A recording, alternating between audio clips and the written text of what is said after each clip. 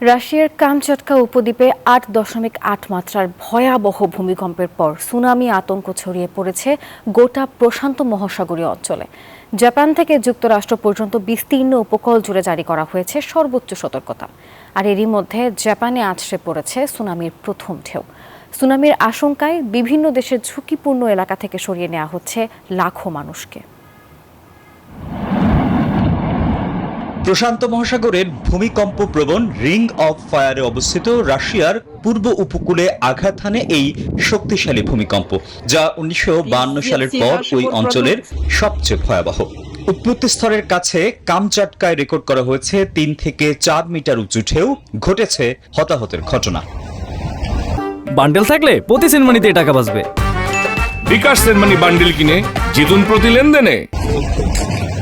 এদিকে সুনামির প্রথম ঢেউ জাপানের হোক্কাইডোতে আঘাত হানার পর দেশটির পুরো পূর্ব উপকূল জুড়ে সতর্কতা জারি করা হয়েছে। 2011 সালের ভয়াবহ স্মৃতি মাথায় রেখে উঁচু ও নিরাপদ আশ্রয়ে সরে যাচ্ছেন বাসিন্দারা। পরবর্তী ঢেউগুলো আরও বড় হতে পারে বলে সতর্ক করেছে প্রশাসন।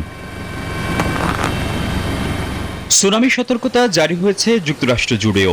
হাওয়াইয়ের উপকূলীয় বাসিন্দাদের সরিয়ে নেওয়ার পাশাপাশি উঁচু ভবনে আশ্রয় নিতে বলা হয়েছে। এছাড়া দক্ষিণ আমেরিকার পেরু এবং ইকুয়েডরও সতর্কতা জারি করেছে। প্রশান্ত মহাসাগরের অন্যান্য উপকূলীয় দেশগুলোতেও বিভিন্ন মাত্রার ঢেউ আঘাত হানতে পারে বলে করা হচ্ছে আশঙ্কা।